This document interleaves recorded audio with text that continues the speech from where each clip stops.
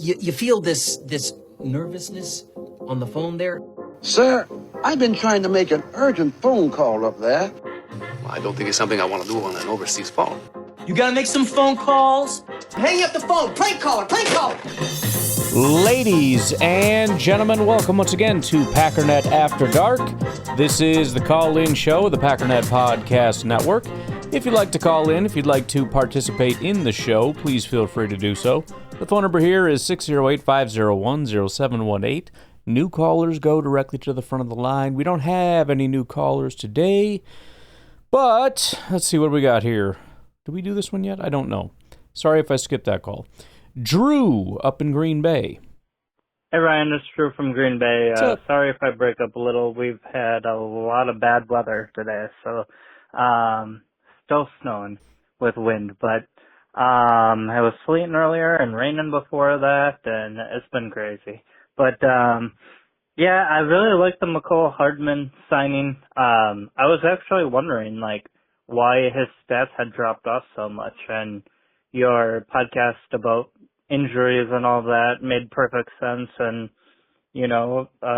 let's hope that he can give us a little juice. I actually think the way our offense is built, obviously we move our guys around anyway, so I think he can fit in and kind of play like Jaden Reed or that, but he's obviously going to be less valuable than Reed, so we can have Reed be more the priority targets or Dobbs or whatever, and then when they start sleeping or start cheating a little bit, then you go over the top and hit Mecole Hardman, or maybe you hit him over for slant for a first down or something, and then maybe breaks the tackle. Because from what I remember, he had some open field ability too. So, yeah, I'm really interested. No, I don't think he's wide receiver one at all. I think he's going to be like a 3 or 4 on our team, especially if Watson's out. He'll probably be like a 3, maybe 4. But yeah, this is exactly what I wanted out of the free agency, and yeah, we have to nail the guys we got. So we'll see if Banks turns out, and I think he'll be good enough. We'll have to see, if Hobbs turns out. He's looking, I don't know, he looks really good.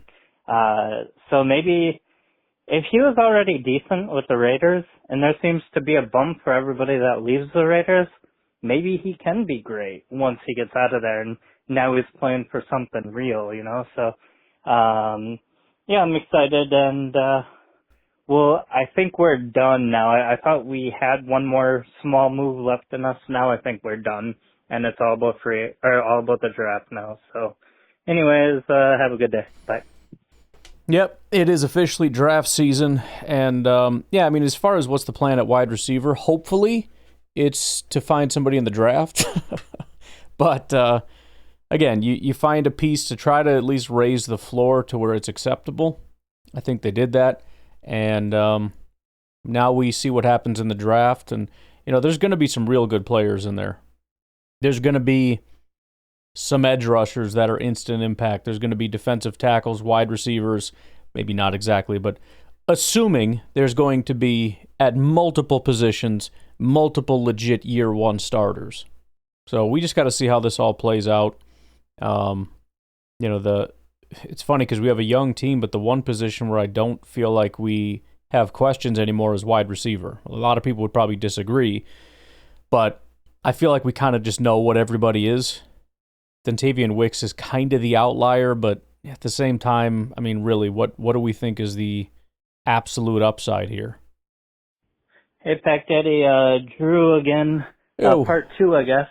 I had some more thoughts. I forgot to talk about defensive tackle, because you talked about that a lot in your podcast, and how we were visiting with Harmon, and I don't know if you remember, but early on I had been calling, and Harmon was my number 1 defensive tackle, and I just really like if we need a guy who's going to pass rush, I think that he is better than anybody at doing that, and that we could have a chance at getting. And Walter Nolan, he is good. He gets split a double team or whatever. There's something like, but there's an awkwardness about him that I don't like. Like, there'll be a lot of times where he eats his guy and then falls down because he's kind of like lost his balance, like getting past. He's very lumbery, but I really like the guy because he's super powerful, and that's kind of my thing. I mean, if you want somebody to chase somebody down from behind, you probably want the big dude out of Michigan. Harmon might not be terrible at that. Walter Nolan is probably not your guy, but in short spaces, I like Walter Nolan. Guy, and it's just there's so many times where he almost made the play but didn't, and I just feel like Harmon is going to make that play more often. And so, anyways, yeah, I'm happy to hear we're visiting. With Oregon, spending a lot of time there. I would think it's for Harmon. And then, some of these other guys like Alexander and Cedarius Alexander, for me, they're just like, you take them if you missed out on the other guys. Like, he's good, but I think he's older, like 24. And I just don't think that he's to the same level. But I'm really excited to see how it plays out. And I think it's interesting that, I don't know if you've been watching the mock drafts lately, like a lot of the big name guys slowly moving Harmon up. Like, I regularly see him as the top defensive tackle, outside of Mason Graham, of course. So he's passed all those other guys in most mocks now, among the Mel Kuypers and Daniel Jeremiahs and those. So,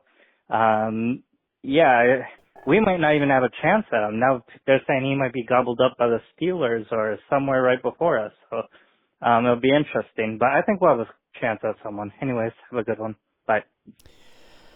Well, I hate to be that guy, but you came at my boy Walter Nolan, so I got a couple points. First of all, I think Nolan and Harmon are both falling quite a bit.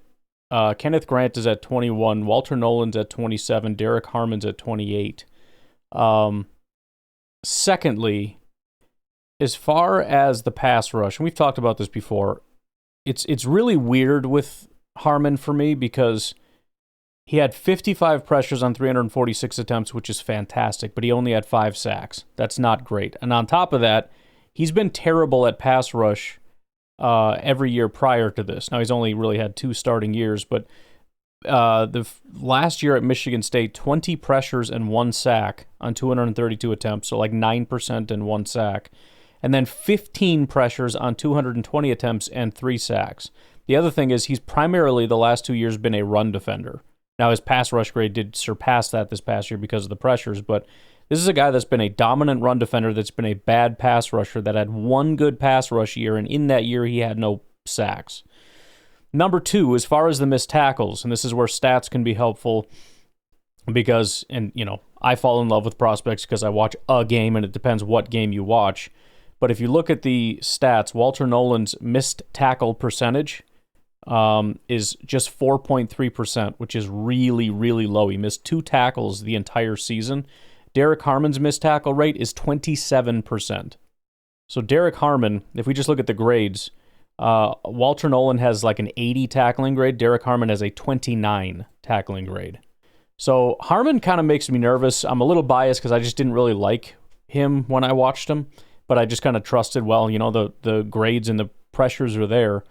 But even like I shouldn't say the one good thing, because again, he is a good run defender, but the one really good thing that's supposed to put him ahead of everybody has got a bunch of caveats. The tackling is bad, the sacks are bad, and he's only had the 1 year with a bunch of pressures. So it makes me pretty nervous. Walter Nolan does not have, and by the way, Walter Nolan had 1 more sack. He had less pressures, but 6 sacks on the season. But the pressures are not great. The pass rush grades are good, and the run defense is real good. So Nolan is kind of the same as Derek Harmon, pretty much across the board, with the exception of this last year for both of them. Because they both are kind of like 70-ish pass rush guys, and then Harmon like blew up.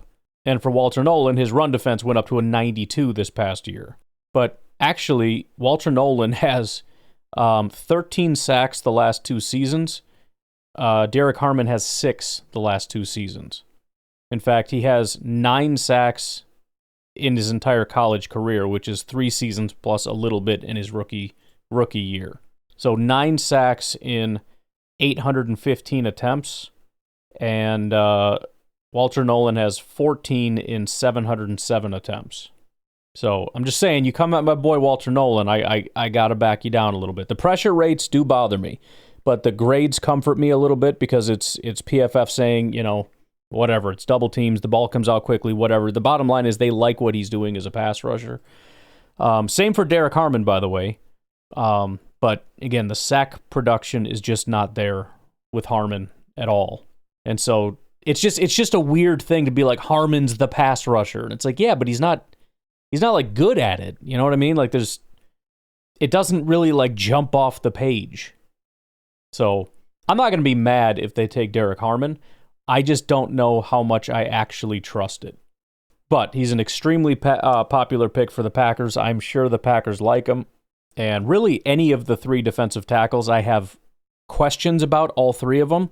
But I also, for different reasons, like all 3. Harmon, because, he's like the best pass rush defensive tackle in the class, supposedly. Nolan, because he's just my favorite of the group. And then Kenneth Grant, I didn't enjoy necessarily watching him, but a big guy his size that can move the way he does, like there's only a handful of guys that can do what he does. Guys like Vita Vea come to mind, where it's like, that's ridiculous the way this guy can move at the size he's at. Ryan, it's Peter from Milwaukee. Hey, man, haven't called in a long time.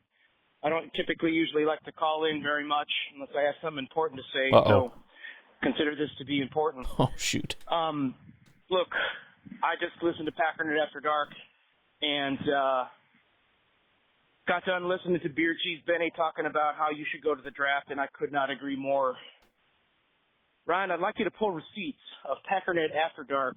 Uh-oh. And when the draft was announced in Green Bay, how excited you were to go and for the Packernet community to meet up. And we were talking about bandanas, I know, T-shirts, and we started tomfoolery, we were talking about...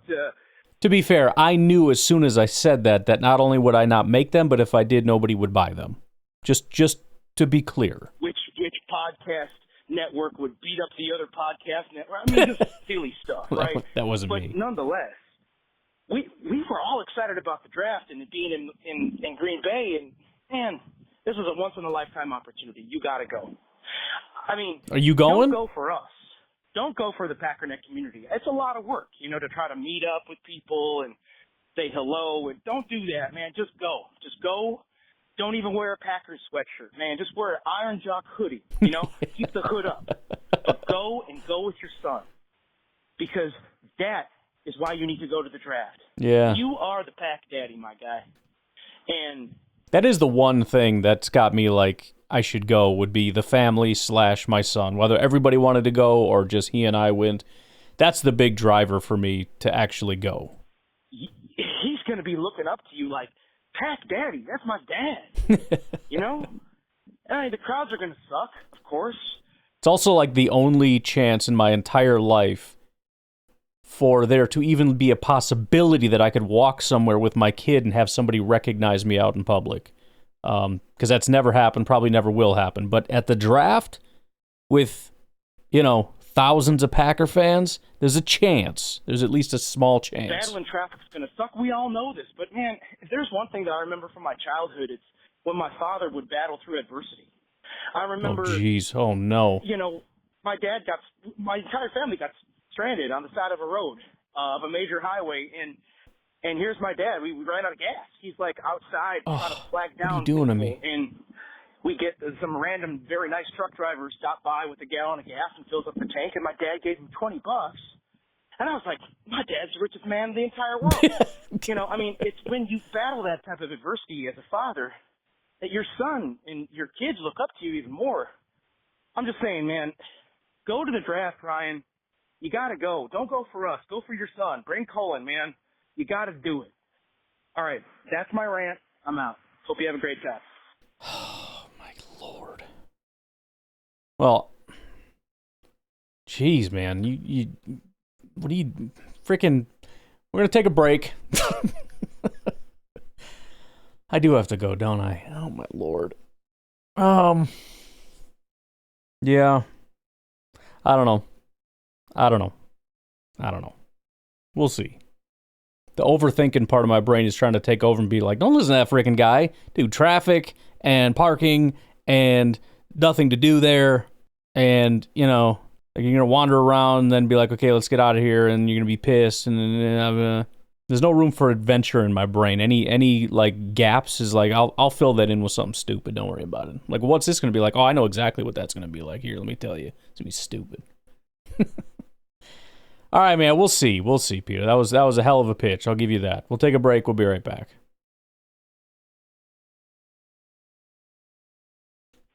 Hey, Ryan Scare from Southern Illinois. Yo. I'm disappointed to hear that Don't even do it. You're leaning towards not going to bastard. The draft. You bunch of jerks. Weeks. I understand. Are you going? Start with me. I think I know why. I think that you being the introvert that you are and that you like to spend time in your basement and you can keep everybody, you know, at a distance and getting psychologized having over it limited here. on a 3-minute phone call is your comfort zone. And if you show up in person, it means that you can't limit people to 3-minute conversations. It's going to be more like 3 hours, and there's not going to be a filter, and you're not going to be able to walk away. Yeah, that does suck. And so I understand it. I get it. But for some of us, a little disappointed that you're not going. But it turns out that my plans have pretty much been flushed down the toilet. Financially, it was going to be tough anyways. But having 3 days off to travel there and spend time there and then come back looks like it's just not going to work out.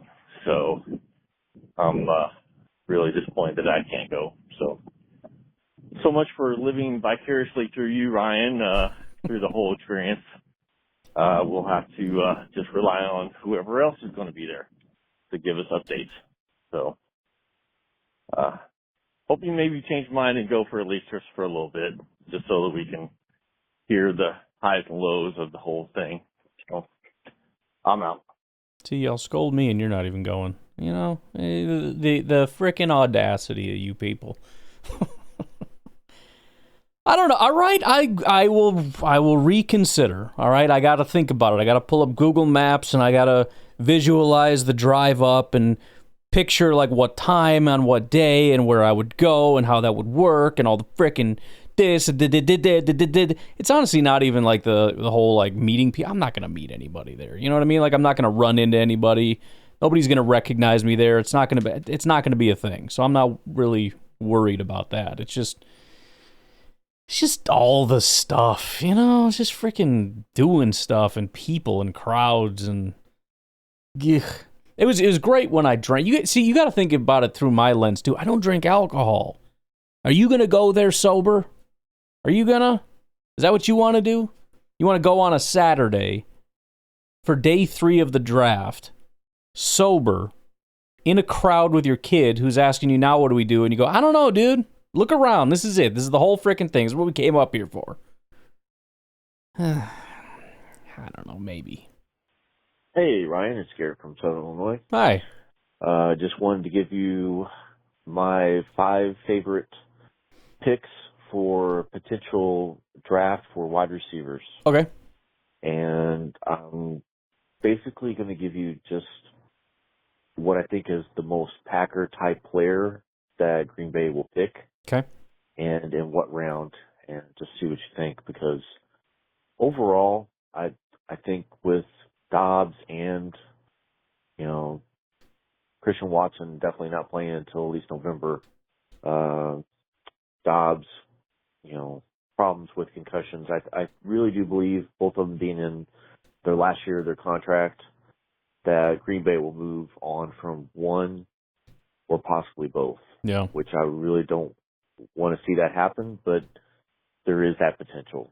So what I wanted to give you just real quick is a rundown of the 5 wide receivers who I think Green Bay should at least consider. Sure. My favorite pick, possibly that will go in the second round, be Jaden Higgins. Yes. Very good pick. I know that you like Trey Harris. I think Trey Harris will also possibly be there at the end of the second round. But guys are going to have to move up. Pause the wrong one. Where the hell is it? Then possibly in the third. Anyways, what I was saying when I paused the wrong thing, I feel like Higgins is sort of like the better Trey Harris, but I just don't want to admit it.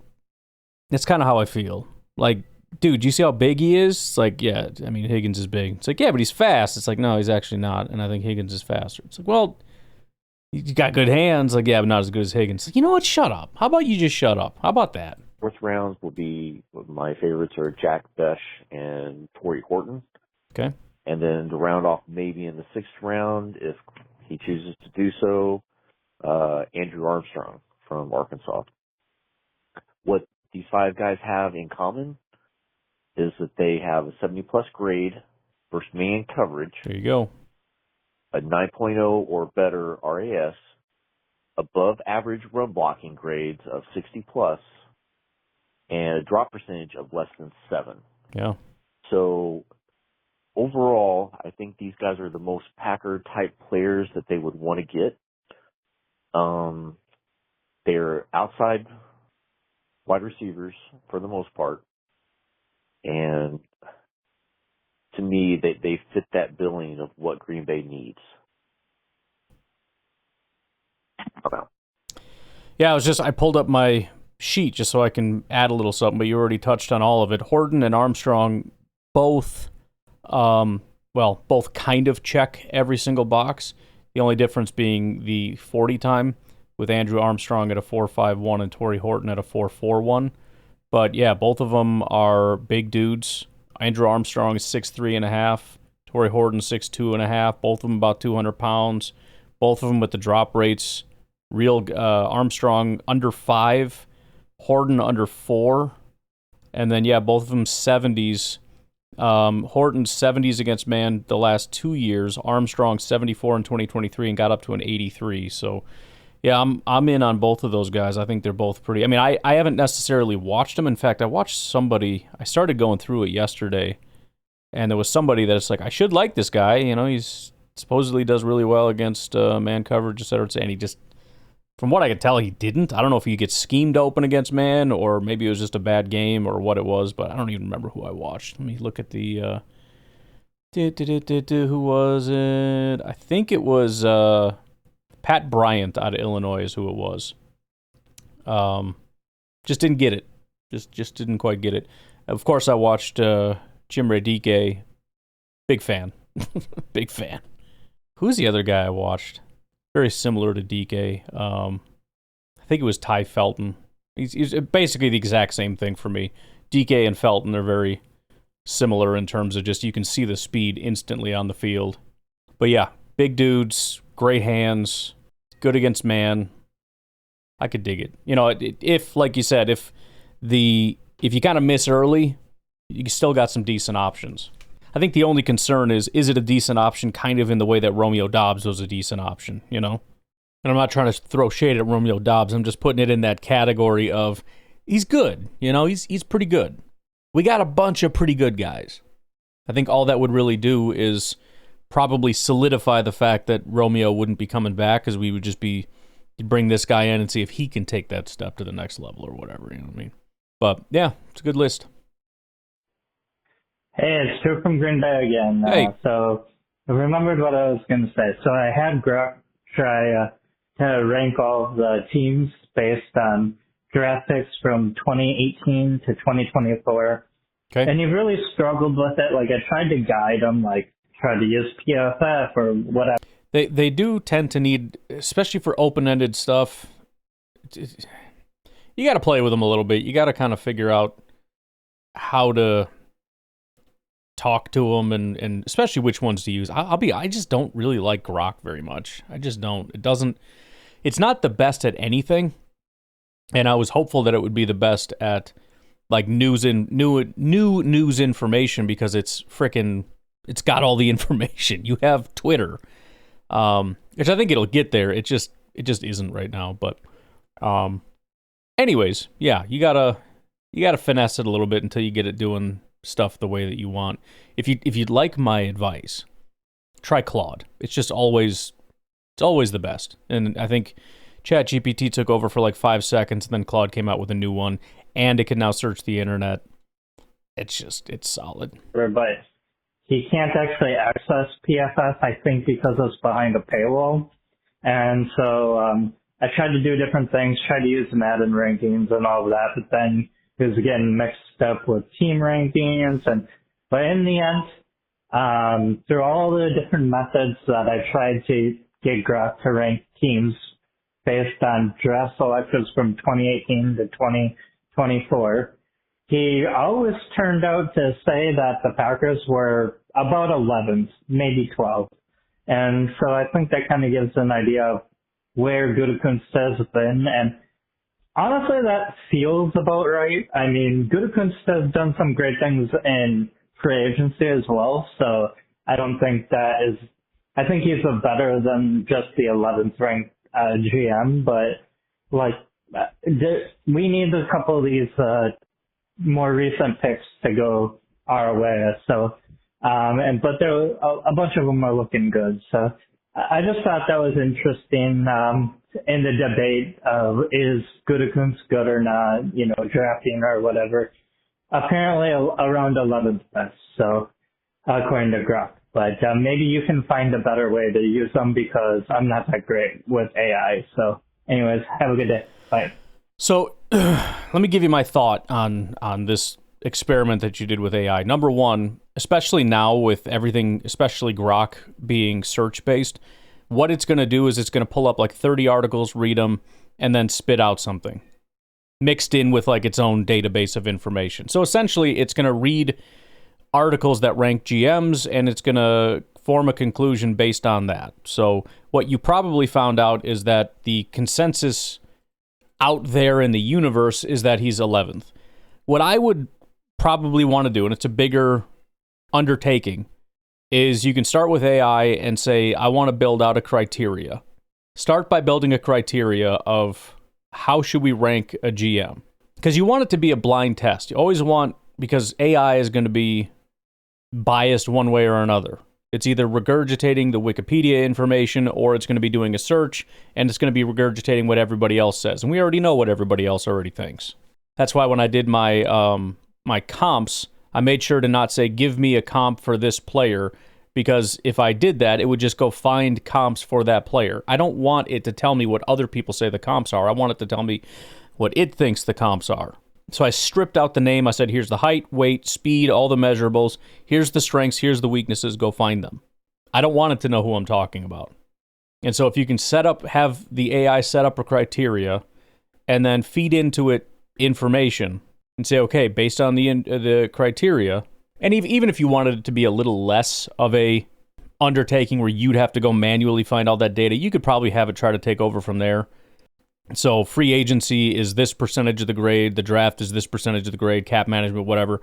And then you can maybe have it take over and say, okay, rank the GMs based on these, and then, go from there. But the best way to do it would be to probably use it to come up with the criteria, then go fetch the data, and then use that criteria to grade the GMs in sort of a blind kind of a way, and then see what happens. But that's obviously a lot more work. Hey Ryan, it's Drew from Green Bay. I just wanted to call about what you were talking about with the Packers and the cap and having cash and all that. Mm-hmm. And basically the Packers, I don't know if people know this, but the Packers have an entire year's operating expenses set off to the side in case something were to ever happen, like a holdout. We can operate for a full year with absolutely no income.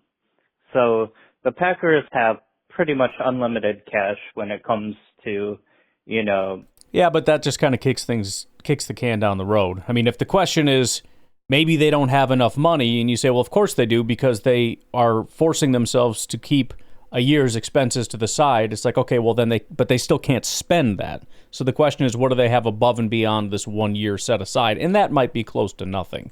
Spending and front loading. I don't think that it is. I'm just saying, you know what I mean? If that's set us, I mean, it's like how you're supposed to treat savings. That's over there. We don't touch it. That's not, it's not, we have $5,500 with $5,000 in savings. No, we have $500. That's what we have. Contracts and that. I'm sure they have some sort of general principle, but the limitation on cash for the Packers is not there like it might be for some of these teams with owners.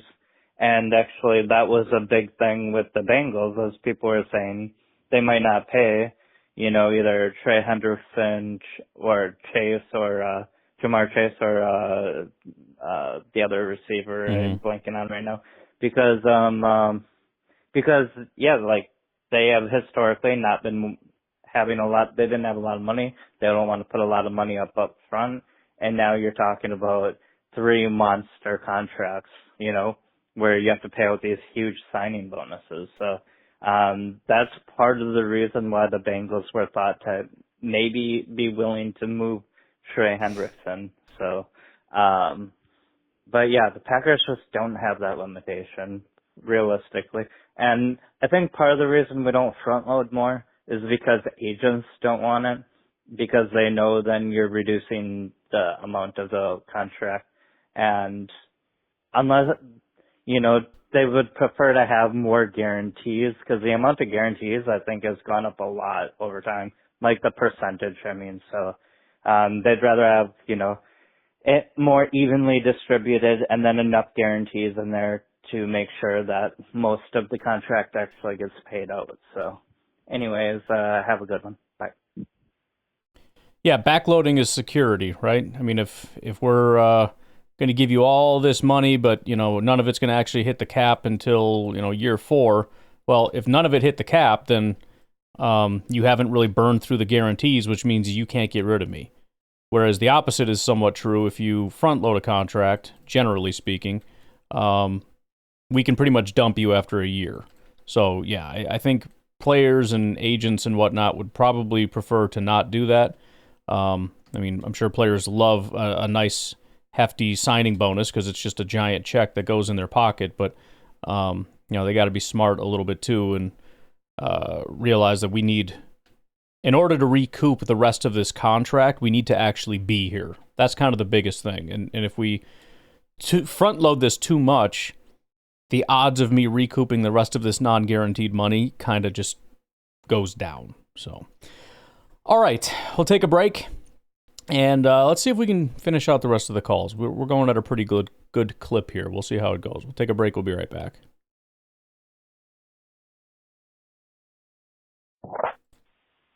Ryan. Yo.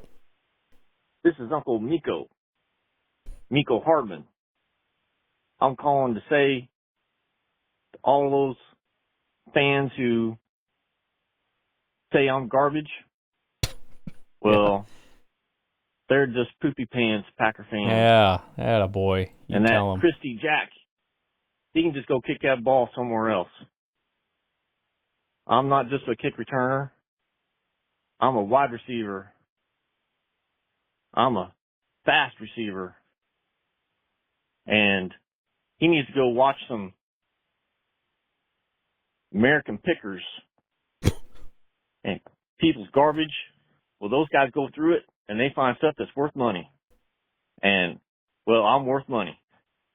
So there. Freaking got him, man. Just freaking nailed him right between the eyes. Hey, Ryan, it's Drew from Green Bay. Hey. So I have a challenge for you. Take whatever trade value you want and Couple firsts. either figure out a trade, either up or down. But if you trade up, the cost is only 90% of the value. If you trade back, you're only going to get 90%. So basically, trading back, you'll get less value. Trading up, you'll get more value. And so I think it's because the reason I want to do it this way is I think people always want to trade back, first of all. And because they always kind of in their head think they're going to get like the most compensation. And so when you really put in the numbers, like, what could you actually get in compensation? And then on top of it, since it's kind of a bad draft, I think you're not going to get as much to trade back, which means it'll also be cheaper to trade up most likely. And I just think it would be a good idea to do it that way. Because if you think about it, it's really the difference between trading back and trading up is a difference of 20% then that way. So, and about the trade value charts, my understanding is like, Jimmy Johnson chart was made by Jimmy Johnson, which he actually used in the NFL, but that was back in the 90s. The Rich Hill trade chart I think he was from Harvard, and he analyzed statistically what the value was. But the thing is when you do it that way, looking back in history, the further you get from the point when you created the chart, the less accurate it gets. So, sure. And it only takes a couple trades for quarterbacks and that are like, you almost have to remove the quarterbacks because it kind of like, they're outliers that just throw off the value of the spot, So, anyways, I can't wait to hear what trades you'd come up with that you think would be reasonable at that point and what compensation we would get if we're only doing 90%. So, all right, have a good day. Bye. Yeah, I mean, I get your point as far as this being, if it's if everybody wants to trade back this year, then you might actually end up finding a deal trading up. So that does kind of make sense. I mean, if you wanted to do the math, we could do the math, but obviously you just end up moving maybe another spot or so up because, like you said, you're only paying 90% of the price, so you get a little bit of a discount.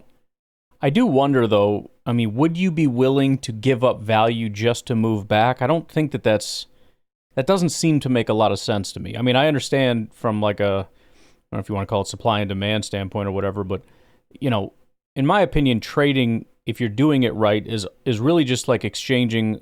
You're just making change. You're taking a 20 and somebody's giving you 2 10s. That's what a trade should be. And so I don't really super understand why you would trade back for less. I'll take $15 for my 20 just to get out of this spot, unless you're looking at it and saying, there's only $14 worth of value here or something. I don't know, but yeah, let's just take a look at something real quick here. So our top 2 picks, 245 and 104, so 350, right? 357. That would put us right at pick 11. We could maybe, with a 90% discount, get up to 9.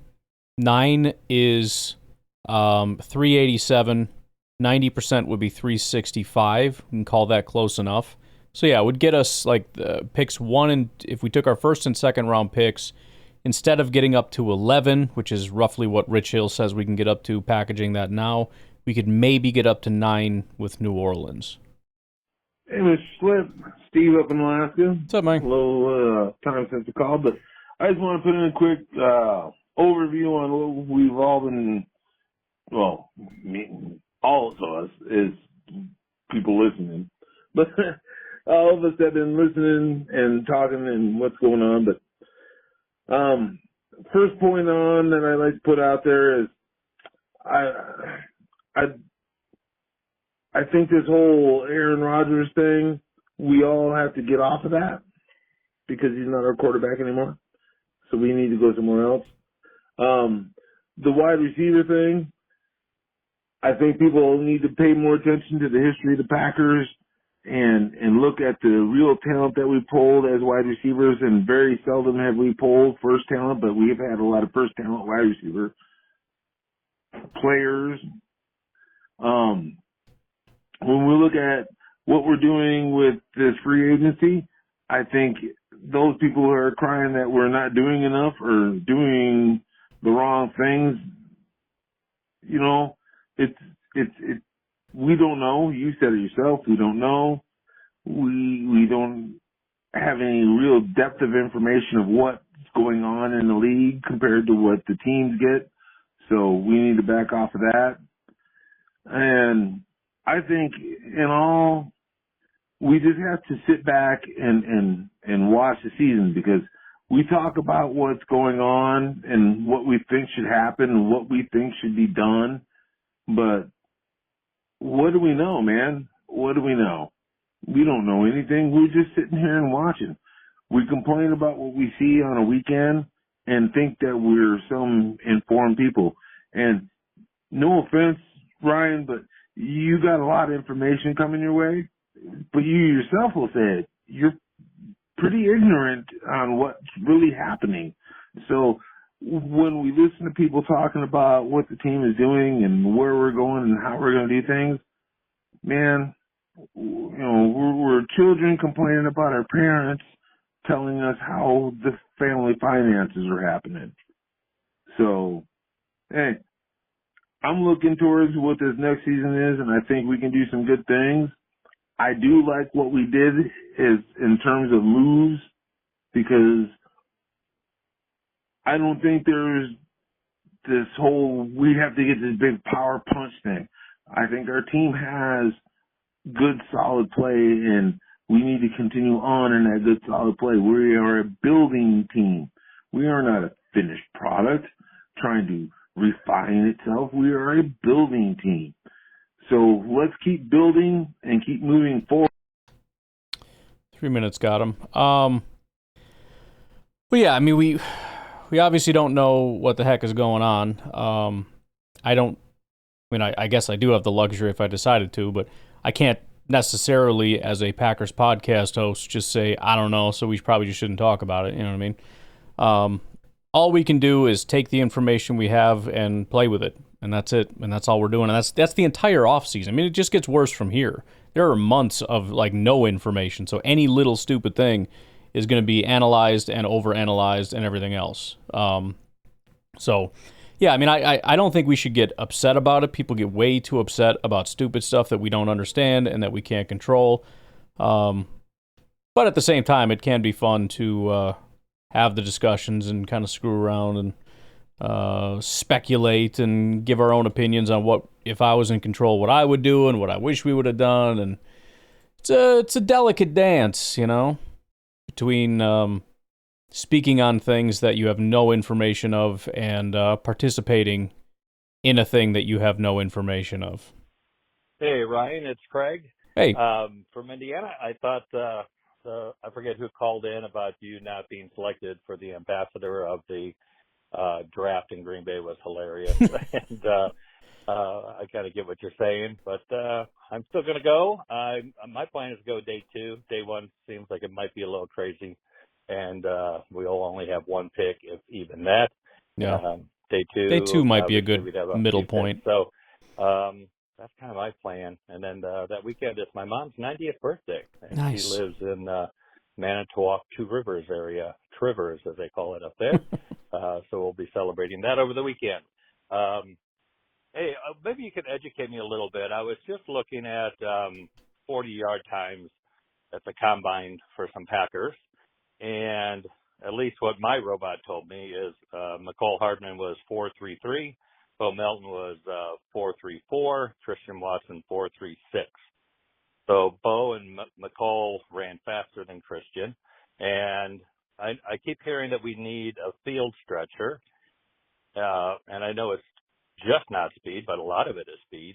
And so what's the issue with Bo and Mecole being that field stretcher for the Packers? At least they ran fast at the combine, and maybe it's their route running or just ability to catch or something else. But maybe you can educate me a little bit on that as to why I keep hearing that we need one, and in the draft we ought to be looking for one. I don't know if we find someone who's as fast as that, or maybe are about the same speed, but what qualities are these guys missing to be considered field stretchers? Thanks for the education. Keep up the good work. We'll talk soon. Bye. That is a good question, and I don't know that I've been able to necessarily pinpoint it outside of there is a very special characteristic that some people have and that is play speed.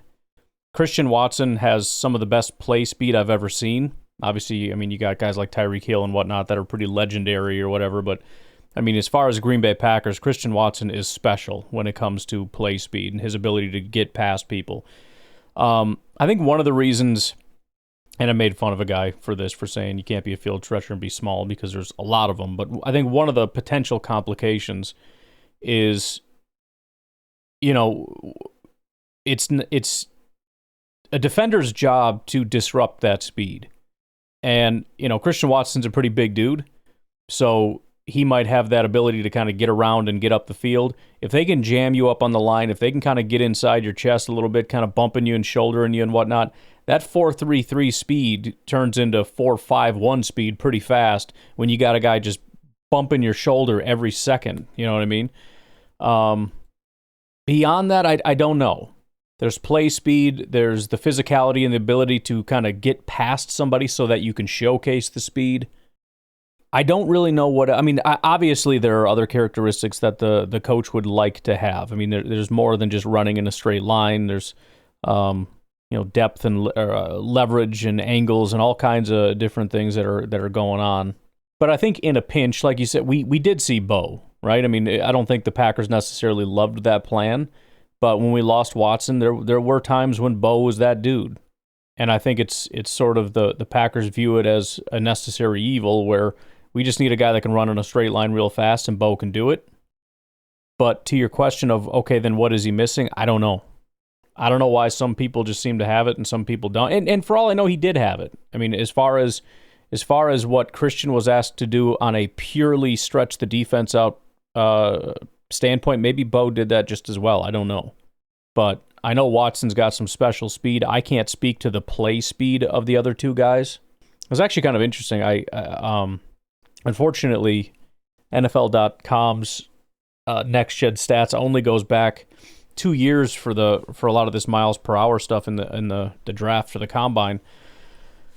I don't remember if it was 40-yard dash or what, but you know the Packers after Jaden Reed ran, people are like, oh, he's not that fast, whatever, and the Packers are like, I don't know what you're talking about. We had him at 4.3, this, that, or the other. He was like the sixth fastest. Jaden Reed was. I went back and looked. He had like the sixth highest miles per hour, I think in the 40, I'm not sure. So the speed is absolutely there, and sometimes you just can't see it. It's actually one of the things that I want to start to investigate a little bit is I want to get away from 40 time. It's the best we had for a long time. Now we have, with this stuff, the miles per hour for multiple... I mean, they have miles per hour and acceleration at, 10 yards, 20 yards, 30 yards, 40 yards, and all these different drills and everything else. I'm significantly more interested in that. Like miles per hour on go routes. They have that as a, they had these guys running field drills and they're running go routes and we can see their miles per hour as opposed to getting in a runner's stance, which is a thing that they're only ever training to do to run a 40 and will never ever do it again. I want to know when you're standing as a wide receiver in your normal wide receiver stance and you get out of your stance and start running down the field, how fast are you moving? That's significantly more interesting to me. And that's where things get confusing. Like one of the weirdest things that was really hard to believe that was kind of talked about quite a bit. I forget who the heck the wide receiver was, but it was when the gauntlet miles per hour thing became kind of popular because he did not run a fast 40, but was like 21 miles an hour or something through the gauntlet, and you had like the guy that ran the fastest 40 that was slower and was weaving and all this stuff because actual play speed of like when you actually have to concentrate and when you're looking side to side, like you're not just in a all-out sprint every second. So I think part of the confusion is we see 40 time and just say, okay, they're fast, so what's the problem? Well, the problem is they're not actually that fast. And that, this year there's a guy that everyone's talking about as being super fast, and then you look at the 40s and it's like, oh, these guys are all faster. Go check the miles per hour. The guy that everybody says is fast, all the scouts that are like, this guy can fly, he's the top of the list. So that's when you look at it and go, oh, okay, never mind. But good call on day two. It's not a terrible idea. You get more than the one pick. You kind of get away from the hype of day one, but it's also not the slow, sleepy grind of day three. Plus, if day two is super awesome, maybe you just decide to come back for day three. I don't know. But you guys are giving me something to think about. All right, final call here from Clayton, and then we're going to get out of here. Hey, what's up, Ryan? Clayton here, man. Hope you're doing well. Just wanted to chime in here on the line and ask you a question. We've been breaking down Jahdae Barron a lot, and he's kind of emerged as the top cornerback there potentially in the first round for us. Will Johnson, obviously, if he falls to 23, that's great, but the injury concerns has got us a little bit worried, being injured basically the last 2 years with 4 or 5 different types of injuries. And then, of course, below him, you've got Revel, right? And Revel obviously coming off an injury as well, kind of keeps you a little concerned. You look at Jahdae Barron, and it seems like he might be a little undersized. I think his vertical jump's going to fall a little bit shy of the threshold. If I'm understanding correctly, as well as his arm length.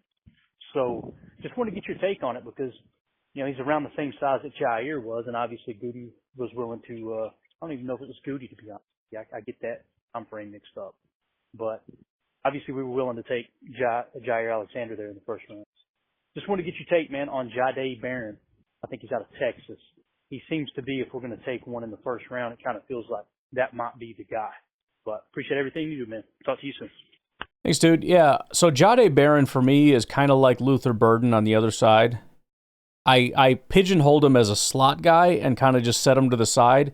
But then when you look at Luther Burden, it's like he's like 6 foot, 200 pounds. And same with Jahdae Barron. Like I don't remember his exact measurements, but it's like he's a pretty decent sized guy. And so when you look at him, he's maybe a little shorter, but he's built. And you're right, like Jair was the exact same thing. Because I remember that we drafted Jair, and I'm like, first of all, isn't that a little early? And second of all, like, did we just draft a slot guy in the first round? That's weird. Because he was supposed to just be a slot guy. And you had some people say, oh, no, he's talented enough to play outside. But I remember even on my podcast saying that he's going to be a slot. There's an outside chance that he's so good that he can kind of play that outside-inside role where when it's, 2 wide receivers, he's on the outside. And then when you go to 3 wide, you can kick him into the slot. Turns out they're like, no, he's just a good frickin' corner, and he's gonna be our CB1. The other thing that's kind of getting me thinking about Jahdae Barron is twofold. Number one, well, it's not twofold, but the guys that he's kind of reminding me of a little bit. One is the guy we missed out on last year, Cooper DeJean. Not exactly the same, but Cooper DeJean's what? He's like 6 foot 200-ish. He's kind of he's not super tall, but he's built. He's a downhill physical player. It made sense. We missed on him. And if you were to ask who's sort of the Cooper DeJean, you could maybe go in a couple different directions, but Jahdae Barron kind of makes sense. On top of that, though, there's another guy that I didn't like that I know you did, Clayton, that is kind of a slot/safety guy that, again, we passed on, the Lions didn't miss, and he's a phenomenal football player, and that's Brian Branch. He was known for having really good tackling, just a kind of a solid football player across the board. So, it's funny because I'm looking at it. It's one of those just experience things. My mind is just going back to all these different instances in the past. Siobhan Revel is the kind of guy that's exciting. He's flat, he's tall, and he's fast. And Maxwell Hairston, he runs like a 4.32, and he's fast. All these guys are fast, and they're crazy, and they're early, and they're this, and they're diddle-diddle-diddle. And Jahdae Barron is just kind of he's the Brian Branch. He's the Cooper DeJean. Doesn't have the hype of Cooper DeJean. And I'm not saying they're exactly the same. I'm not trying to bring in that kind of a hype train. It's starting to build in my head this picture of this is making sense. And Jair is another example of that, where it's like, it's not a threshold thing. And trying to pigeonhole a guy that can play on the boundary that kind of demonstrated that he can do that already. He already proved that point. Trying to pigeonhole him as a slot and then say, well, we're not drafting him because he's a slot guy and that's the end of the conversation. And you're right with Siobhan Revel, serious questions. Maxwell Hairston, serious questions. Will Johnson, serious injury questions. I think Jahdae Barron and Trey Amos are like two of the guys that are like the most solid. They might not have the exciting upside, but how many Kevin Kings are we going to draft before we stop just saying, hey, give me the 6'4" guy that can run 4.32? I'm not saying it's, listen, Richard Sherman was a thing. Those guys exist and they're revolutionary. But we have tried that and tried that and tried that and tried that, and it was Jair, the little dude, that ended up being kind of our superstar. Injury issues, but he was our dude. So I will say I'm coming around to it, and it's similar to, like I said, Luther Burden. I do think Luther's probably more of a slot guy. He hasn't really demonstrated it. outside of that, but he's just, when you look at all the comps, it's guys that play on the outside, just really talented wide receivers, and his build is not really a hindrance in any way. So, those are two guys that I've considered, and I've heard nothing but great things about Jahdae Barron on top of that. His work ethic, his personality. I don't think it's going to happen, but I do like Jahdae Barron, and I've definitely started to come around to that being a good pick rather than he's a slot guy, I don't get it pick. But, all right, I appreciate all the calls. We are fresh out of calls, so if you got some, get them in. Otherwise, I will just go ahead and talk to you guys later. Have a good one. Bye-bye.